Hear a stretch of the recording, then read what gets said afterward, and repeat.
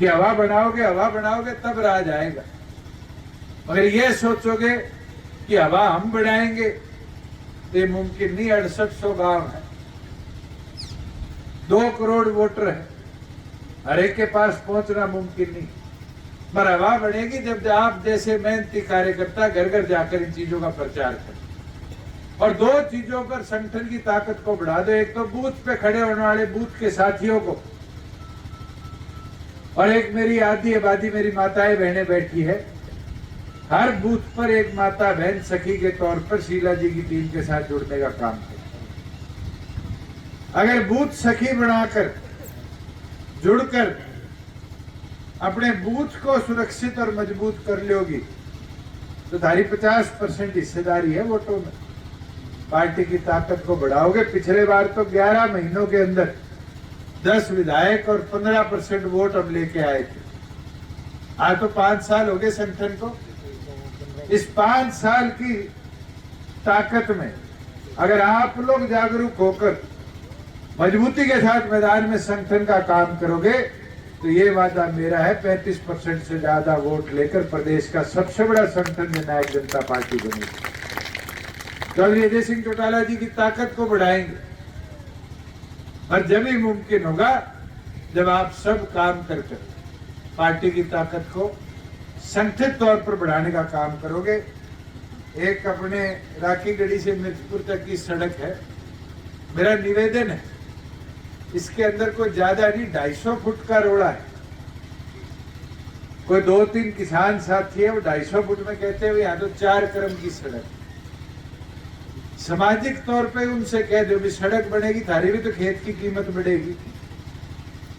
और 250 मीटर का रोड़ा निपटा दो, सड़क बनवाने का काम मेरा। मैंने तो पहले भी मंजूरी दे दी थी, पर जब नापा तोलाई के लिए गए तो उन लोगों ने विरोध करके काम रुकवा दिया।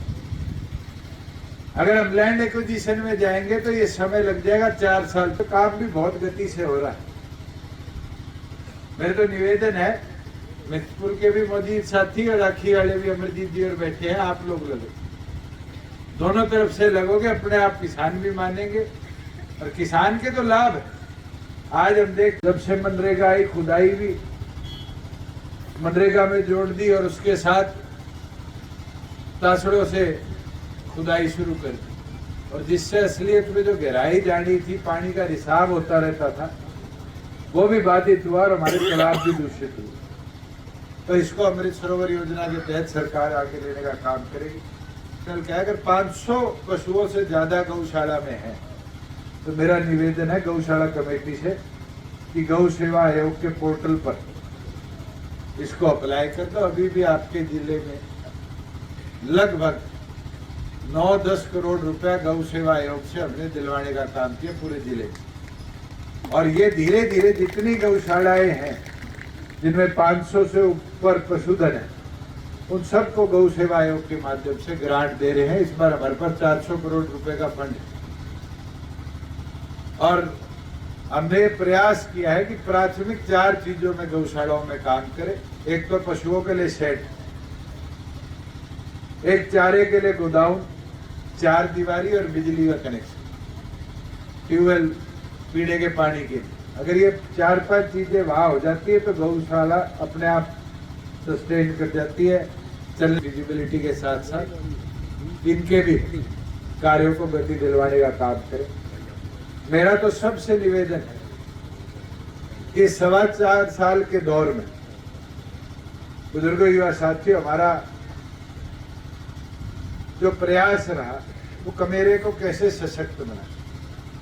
आज 600 सुविधाएं हैं जो गांव के सीएचसी पर हमारी सरकार ने पहुंचाने का काम किया।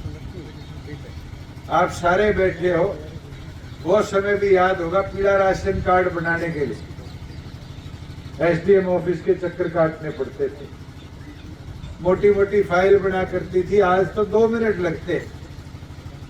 जिस परिवार की आय परिवार पहचान पत्र में 180 से नीचे, साथ के साथ गांव में पीला राशन कार्ड बन गया।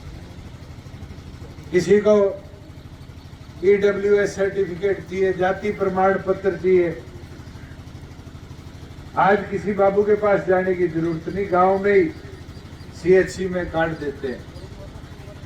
बुढ़ापा पेंशन है, 60 साल का बूढ़ा होता है, फार्म भरने की जरूरत नहीं है। खाता नंबर अगर पीपीपी से जुड़ा हुआ है तो साथ की साथ बुढ़ापा पेंशन खाते में आने लग जाती है। और तो और किसान के लिए तो सबसे जरूरी चीज कोई थी तो वो फर्ज थी। पहले एक फर्ज निकालने के लिए किसान प्रताड़ित होता था, 5 दिन 7 दिन 10 दिन, कई बार तो महीना महीना लग जाता था, लगता नहीं था, नहीं लगता था। और आज 2 मिनट लगते, सीएचसी में जाओ 20 रुपए दो, साथ की साथ फर्ज काट के दे देते। कहेंगे किसान आंदोलन में इस्तीफा नहीं किया। अगर उस समय भावुक होकर वो कदम उठा लेते तो क्या आज प्रदेश के विकास की गति में ये हिस्सेदारी दे पाते? हमने दौर देखा, लाखों करोड़ों खर्चे गए, उद्योग आएगा उद्योग आएगा, उद्योग हरियाणा प्रदेश छोड़ के चला गया। आज तो 40,000 करोड़ का नया निवेश हरियाणा प्रदेश में लाने में हम कामयाब रहे कोरोना के बावजूद।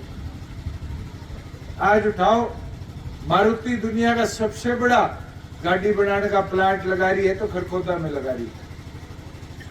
आज एशिया का सबसे बड़ा वेयर हाउस 7 मंजिल ऊंचा अपने फारूक नगर के पास लग रहा है।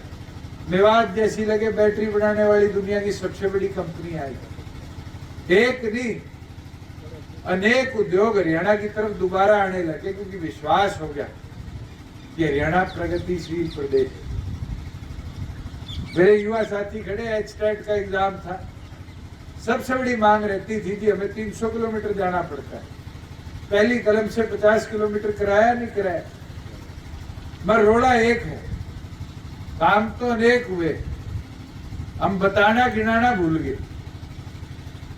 उन कामों को जब तक प्रचारित नहीं करेंगे, घर घर जाकर बताएंगे नहीं, तो लोग दुष्प्रचार जरूर करेंगे, लोग बातें बड़ी बड़ी करेंगे। कांग्रेस का शासन भी याद है, गोलियां चली थी, किसी एक किसान पे डंडी भी चली हो, बताओ। आज आपकी हिस्सेदारी थी, इसलिए सुरक्षित प्रदेश रहा।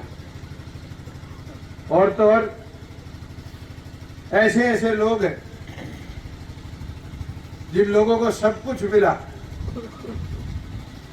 आज वो भी दुष्प्रचार में जुटे पड़े। पर चौधरी देवीलाल जी वाली सोच कमजोर नहीं होगी। चौधरी देवीलाल जी हमेशा कदम उठाते थे, वे किसान कमेरे के लिए।